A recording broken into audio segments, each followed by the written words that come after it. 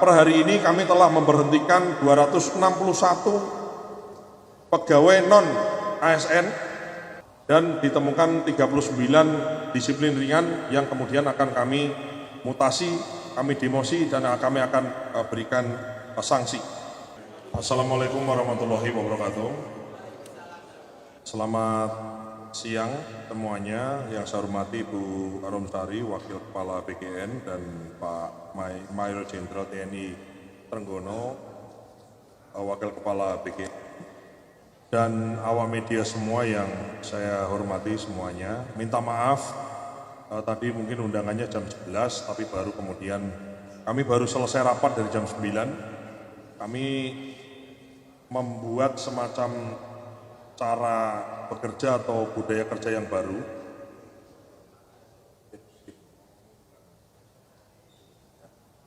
Jadi kami membuat semacam tata kelola, ya ini hal yang wajar sebetulnya, tapi ini kami ingin budayakan bagaimana setiap hari Senin kami melakukan rapat pimpinan, yang kemudian rapat pimpinan itu kemudian membuat keputusan-keputusan dan juga membuat hal-hal yang memang harus dikerjakan dalam seminggu ke depan, sehingga kita tepat.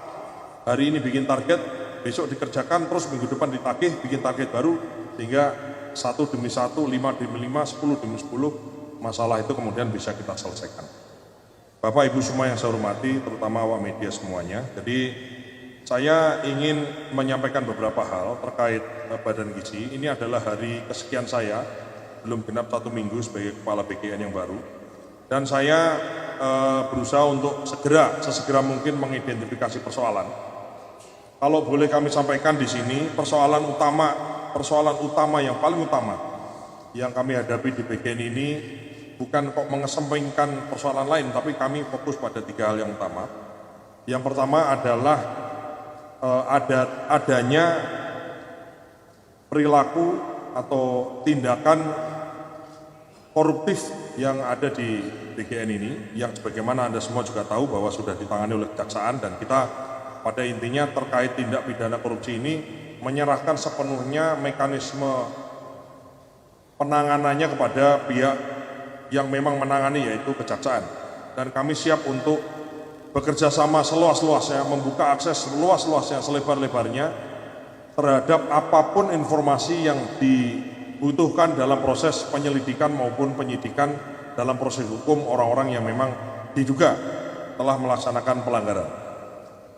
Yang kedua yang menjadi tantangan kami selanjutnya adalah bagaimana kita memastikan bahwa tata kelola yang baik dalam penyelenggaraan makan bergizi gratis, sekali lagi ini namanya makan bergizi gratis, bukan makan enak gratis, bukan makan banyak gratis, ya ini makan bergizi gratis, kecukupan gizinya lah yang menjadi tolak ukurnya.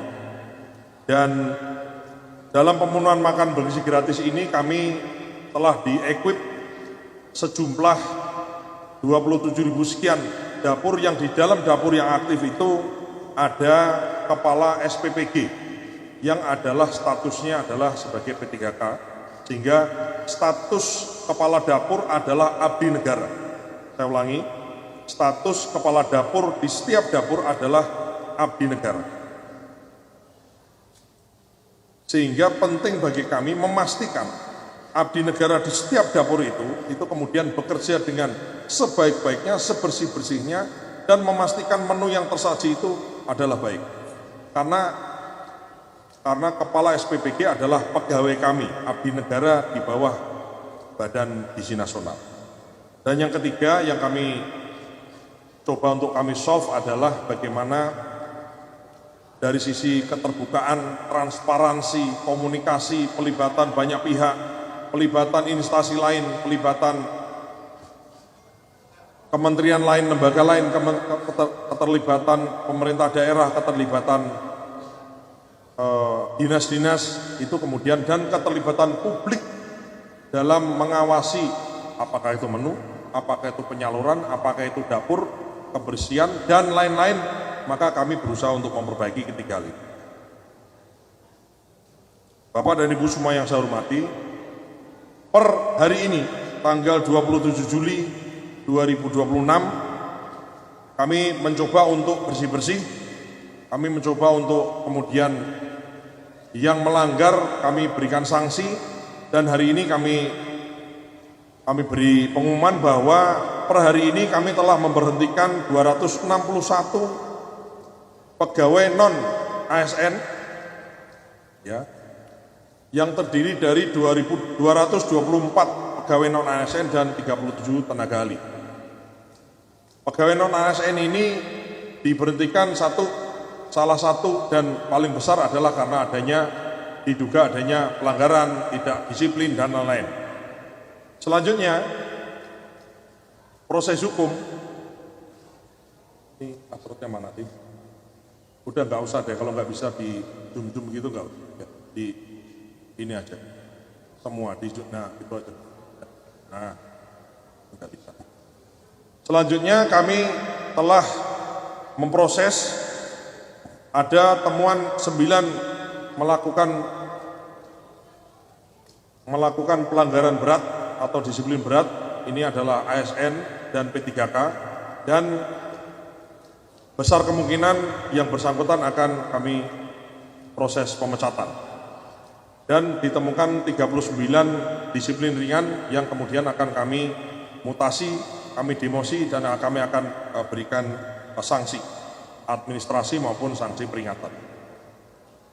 Selain itu, kami telah menemukan ada 883 dapur yang kami suspend per hari ini, yang terdiri dari 98 di wilayah 1, wilayah Sumatera, 311 di wilayah Jawa dan Madura, dan wilayah 3, 424 dengan total sebagaimana di layar 833.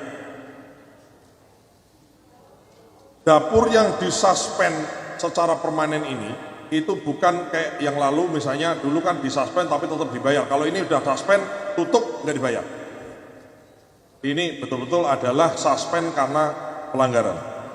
Selain itu, kami telah juga membangun sebuah transparansi, sebuah cara, dan kami akan umumkan di momen berikutnya, ya, bagaimana publik bisa ikut terlibat mengawasi menu MBG ini, mengawasi makanan yang dibagi ini. Kami harapkan per minggu depan kami harapkan akan bisa diakses oleh seluruh orang tua siswa.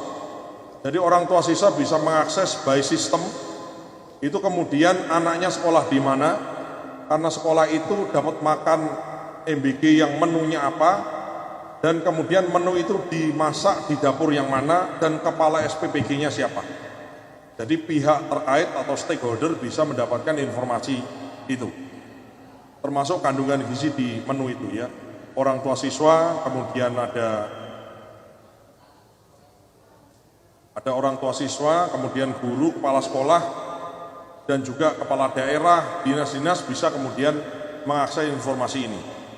Selain itu, akan kami perbaiki tampilan informasi di layanan website atau di layanan kami, bagaimana publik juga bisa tahu berapa jumlah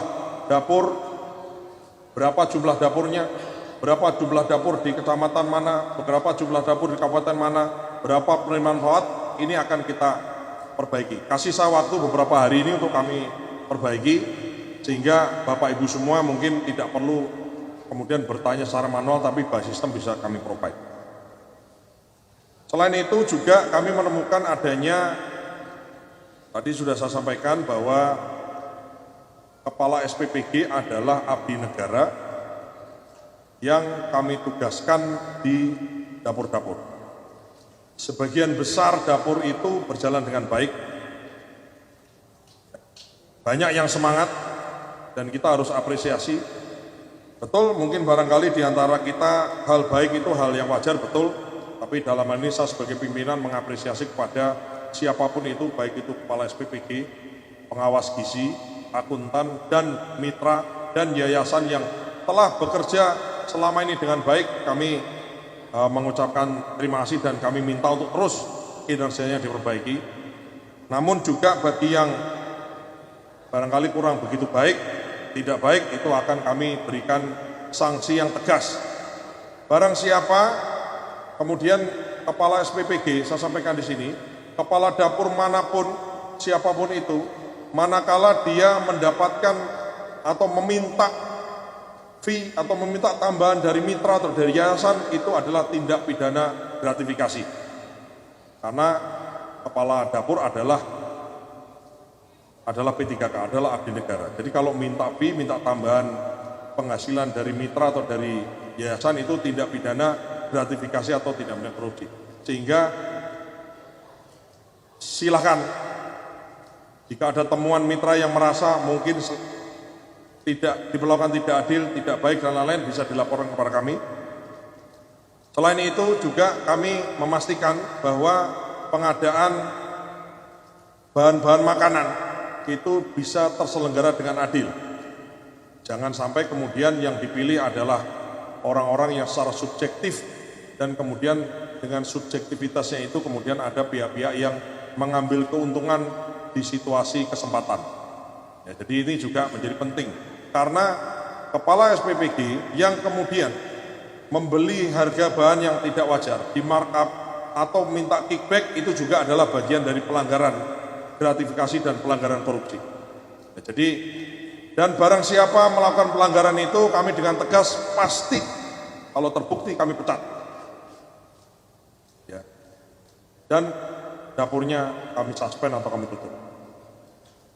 Kami tidak ingin pelanggaran yang dilakukan oleh oknum yang sedikit, oleh jumlah dapur yang sedikit, itu kemudian merusak citra dari orang-orang yang selama ini telah bekerja keras. Orang-orang yang selama ini telah bekerja dengan jujur, dengan baik, itu kemudian ternodai hanya karena 1-2 orang oknum yang kemudian kerjanya tidak baik. Itu kira-kira yang ingin saya sampaikan pada siang hari ini, dan saya ingin terus bagaimana mungkin bisa mengupdate saudara-saudara semuanya, awak media semua, untuk bisa kami update perkembangan perbaikan tata kelola dari Badan Gizi Nasional ini. Kami mengakui ada kekurangan, kami mengakui ada hal yang memang harus diperbaiki, kami mengakui bahkan ada pelanggaran sebagaimana juga saudara-saudara tahu, tapi kami siap, kita harus siap menatap masa depan, kita perbaiki, kemudian kita laksanakan pekerjaan kita dengan sebaik-baiknya, dan perbaikan ini bisa kemudian kita laksanakan dengan cepat-cepatnya, nggak nunggu lama, karena memang kebutuhan gizi, kebutuhan ini kemudian bisa terus, kebutuhan itu terus ada. Saya sudah melakukan beberapa kunjungan ke sekolah, harus ya kita akui di beberapa sekolah itu memang banyak anak-anak yang ukuran tubuhnya barangkali itu kalau dibandingkan dengan umurnya memang tidak sepadan. Banyak, ada yang di kota, ada juga yang ada di pedesaan, dan inilah yang menjadi concern kita. Kita ingin bagaimana generasi kita itu makan bergizi, kemudian gizinya baik, bikin fisiknya dia kuat, fisiknya bagus, tumbuh kembang bagus, kotanya bagus, sekolahnya bagus. Ya, jadi ini adalah usaha bersama, efeknya 2, perbaikan gizi untuk masa depan anak-anak kita, tapi juga adalah perputaran ekonomi bagi ekonomi lokal di pedesaan. Kami juga sedang menyiapkan sebuah sistem bagaimana secara adil supplier bahan baku itu kemudian bisa mendapatkan perlakuan adil, baik sistem dan lain-lain, sehingga menghindari hengki-pengki atau menghindari kong kali kong di antara penyedia dan di antara yang membutuhkan atau di antara dapur-dapur. Saya kira itu, mungkin saya buka pertanyaan, silakan. Ya, silakan. Kamu bukannya mangkal di pertanian ya? Nah. Kalau dilihat dari total data SPPG yang disuspend, itu boleh dikasih tahu nggak Pak, disuspendnya kebanyakan karena masalah apa? Apakah karena soal standar kesehatan di dalam dapur, atau menunya yang kurang memenuhi standar, atau karena apa? Itu yang pertama. Ya. Terus yang kedua, untuk pemberhentian non ASN dan hukuman disipliner ini boleh dijelaskan nggak Pak? Itu mayoritas paling banyak karena apa mereka semua jadi dipecat? Apa? Ya. Itu aja dulu, makasih Pak. Baik, terima kasih. Jadi dapur yang disuspend itu terkait higienis, keracunan, ya kemudian kualitas yang tidak baik, tidak memenuhi standar yang kita inginkan, khususnya terkait higienis dan sanitasinya. Kemudian IPAL-nya, jadi yang tidak meet terhadap apa yang menjadi requirement itu yang tidak bisa kemudian kita minta, kita kasih tenggat waktu untuk diperbaiki tapi tidak diperbaiki, maka kami suspend secara permanen. Kemudian untuk hukuman ASN P3K itu adalah ada yang judi online, ada juga yang tidak disiplin, ada juga yang ada indikasi tadi, ngentit duit tadi itu. Ya. Jangan dipikir ngentit duit sedikit itu kemudian nggak tahu. Ya kan? Sekarang ini informasi mudah, tinggal kirim WA, kita investigasi, orang yang ngaku, maka mohon maaf, demi menyelamatkan yang banyak yang baik, maka kita bukan korbankan sebetulnya, ya harus kita hukum orang-orang yang tidak baik, yang kemudian mencoreng nama baik orang-orang yang bekerja selama ini dengan baik. Sudah cukup? Ya. Ini nggak usah ditampilin terus. Ya. Baik, selamat siang. Saya Gita dari kantor berita Perancis AFP terkait 261 pegawai non-ASN yang sudah diberhentikan dan 883 dapur yang sudah disuspend itu sampai tanggal 27 Juli, tapi mulai dari kapan ya Pak periodenya? Ya per hari ini kita periksa kan sudah lama ya. Jadi kami intinya kan kita periksa sudah lama, ada yang diperiksa dari jauh-jauh hari. Nah, butuh keputusan, maka saya sebagai kepala badan yang baru saya putuskan yang nggak benar ya harus di-cut. Gitu aja. Ya.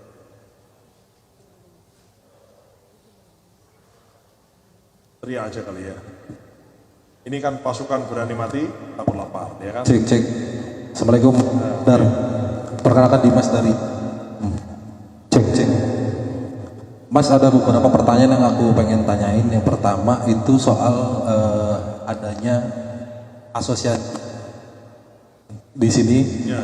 Nah itu kan kemarin Mas Dar janjiin kalau mau melunaskan atau menjanjikan bahwa yang penting Bapak Ibu ini tidak rugi gitu. Nah skemanya sudah dibuat atau belum, itu yang pertama. Terus yang kedua, tadi kan ada data di sini, itu rata-rata kebanyakan yang disuspend yang di daerah luar. Ya bisa kita lihat itu kebanyakan di 3T. Itu ataukah bentuk kesengajaan BGN dalam ingin merombak sistem yang tadinya mau diganti dapur kantin sekolah atau seperti apa? Yang ketiga, tadi singgung juga, cek bagaimana sih Mas ini? Ya. Cek yang dua aja pertanyaannya, saya jawab dulu lah ya. Yang pertama, jadi yang disuspend itu adalah yang tidak sesuai. Apakah itu sengaja karena 3T, enggak 3T enggak ada urusan. Jadi kita ada standarnya, ada yang harus dipenuhinya. Ini menyangkut nyawa seseorang. Ini menyangkut kesehatan seseorang, menyangkut nyawa seseorang. Maka bagi yang tidak memenuhi suatu standar, ya mohon maaf, ya harus kemudian kita suspend. Kemudian apa tadi yang berikutnya? Skema ya. Betul, kemarin saya telah menerima beberapa asosiasi ya, yang oleh pimpinan yang lama itu kemudian ada semacam komitmen ya, artinya dia bangun dapur kemudian nanti dengan skema yang begini dan begitu. Saya sampaikan dan Anda bisa lihat juga di tayangan-tayangan yang memang sudah beredar, bahwa intinya begini, ini mitra siapapun itu. Kadang-kadang kan orang itu menganggap BGN itu kemudian dianggap mitra ini orang yang cari untung ugal-ugalan gitu ya. Apakah ada yang oknum-oknumnya? Ada mungkin, mitra yang cari untung mungkin kebanyakan ada. Tapi bahwa saya katakan mitra ini adalah namanya mitra. Mitra itu bahasa Sanskerta yang artinya adalah kawan atau adalah sahabat. Jadi mitra ini adalah orang yang mengeluarkan biaya, membangun pakai uangnya, membangun dapur. Saya sekali lagi saya tidak punya dapur, jadi saya tidak ada kepentingan apapun. Jadi bagi mitra yang banyak dan kebanyakan mitra itu baik, maka ini harus kita apresiasi. Tapi ada juga mitra-mitra yang kemudian mungkin caranya salah, mungkin dulunya terafiliasi, mungkin dulunya. Jadi dari 27.400 sekian, 27.469 dapur yang sekarang ini aktif beroperasi, itu kami sisir semua. Bahkan Kejaksaan Agung juga menyisir semua. Mana mitra-mitra, mana yayasan-yayasan yang kemudian tidak benar ini. Intinya apapun rekomendasi, apapun temuan akan kami tindak lanjuti. Kalau manakala terbukti tidak benar maka harus diberi sanksi, kita suspend. Kami tidak mentolerir itu. Jadi karena apa? Karena makan bergizi ini menyangkut makan, menyangkut keamanan, menyangkut kesehatan, dan menyangkut nyawa banyak orang yang kita kasih makan. Ya.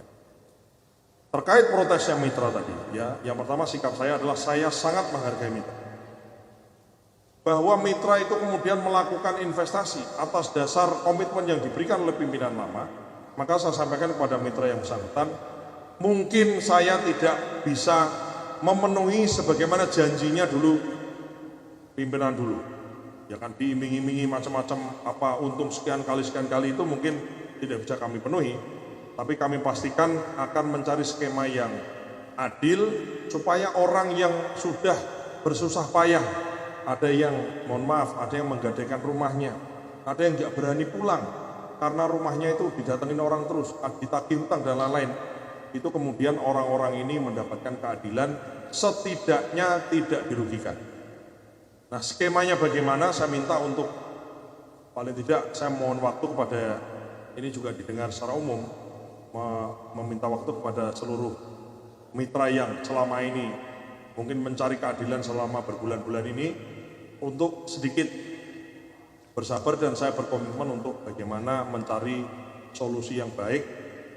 Tidak mungkin untung ugal-ugalan sebagaimana yang dijanjikan mungkin dulu, tapi kita memastikan bahwa yang bersangkutan tidak kemudian dirugikan karena sudah melakukan investasi yang bersumber dari uang mereka sendiri. Kira-kira cukup? Ya.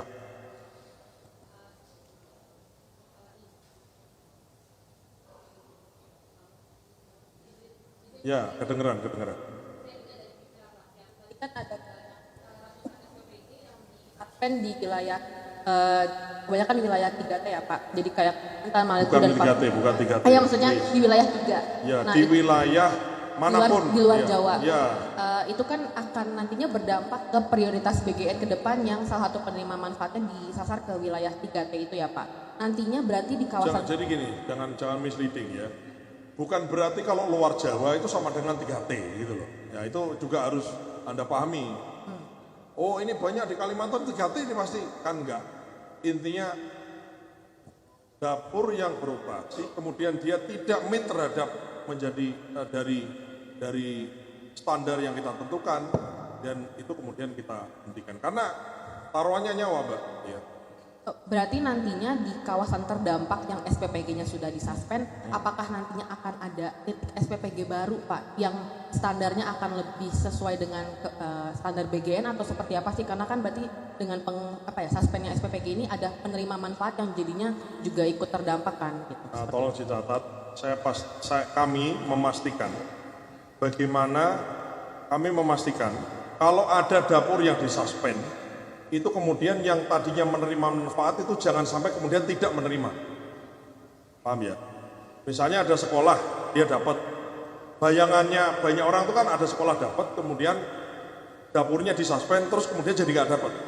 Itu tidak akan terjadi, dan kami upayakan tidak terjadi, karena begitu disuspend maka secara otomatis kita akan membagi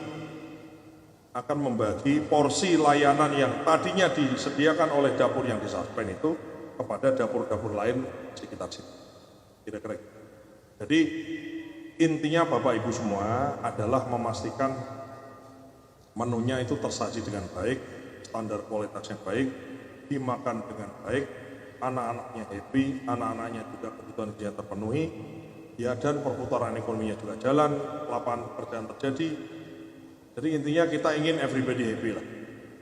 Gitu ya. Jadi bukan kok disuspend, kemudian disuspend sekian, terus kemudian sekolah jadi nggak dapat. Kita pastikan, kita usahakan untuk kemudian bisa di cover, karena memang itu mekanisme itu yang berjalan saat ini. Udah cukup? Ya.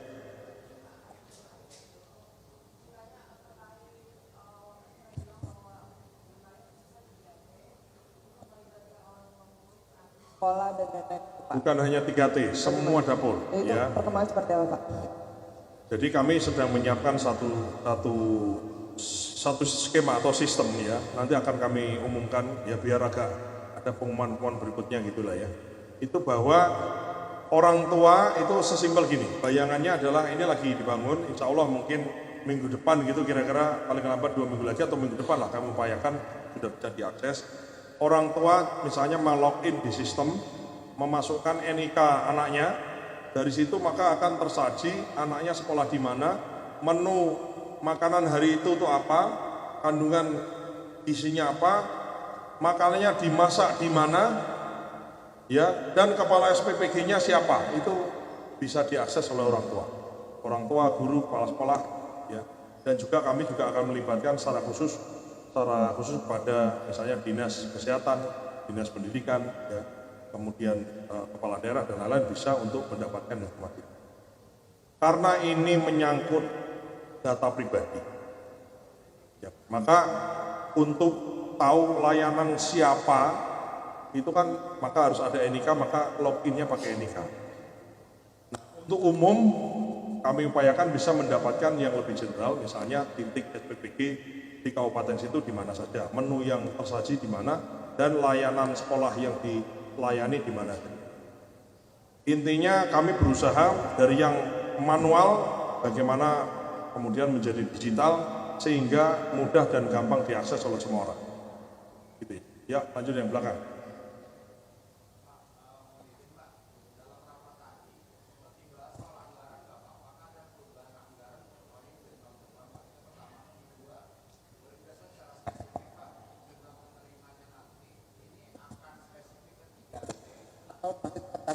Seluruh area, Pak. Oke, saya jawab untuk terkait anggaran belum kami bahas. Kami lagi sisir semua, ya.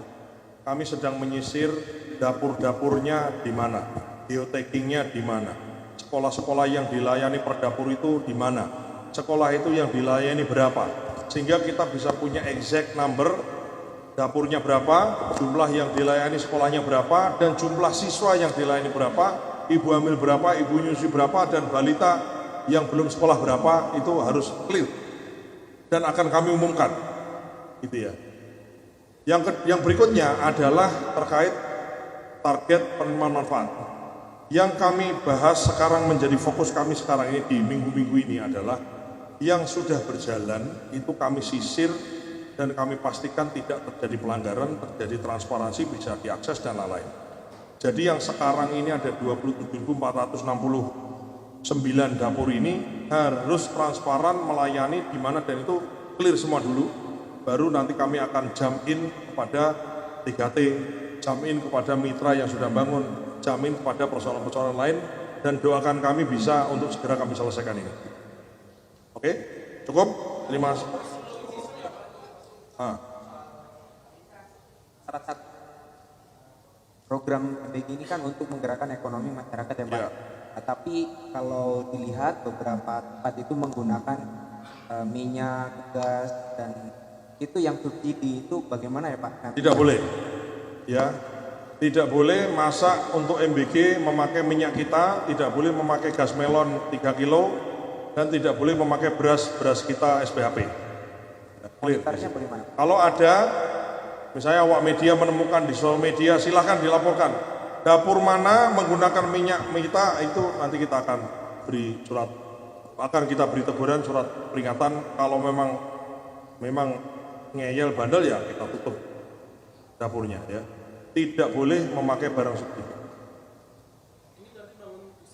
Termasuk begini, termasuk misalnya, mohon maaf Mas, sorry ya, kita potong. Termasuk misalnya kemarin harga telur turun ya, kamu kan biasa mangkal di Kementan ya. Harga telur yang harusnya HAP-nya 25.000 di kandang, itu kemudian jatuh sampai 12.000, 15.000 pernah itu kemarin. Maka juga kemudian si kepala dapur harus membeli telur, bukan kemudian 12.000, 15.000, harus membeli telur di harga acuan pemerintah untuk supaya memastikan stabilisasi harga peternak tidak dirugikan. Saya ulangi, nanti kalau Anda ketemu harga telur lagi murah sekali kok dia beli telur sesuai dengan harga acuan pemerintah, itu adalah memang tujuan dari MBG ini untuk sebagai stabilisator pasokan dan stabilisator harga level paling bawah yang namanya flooring price, supaya memastikan peternak, petani itu kemudian tidak dirugikan. Gitu ya. Oke, beres bos. Terima kasih. Wassalamualaikum warahmatullahi wabarakatuh. Terima kasih ya. Mohon maaf tadi tahu terlambat mas.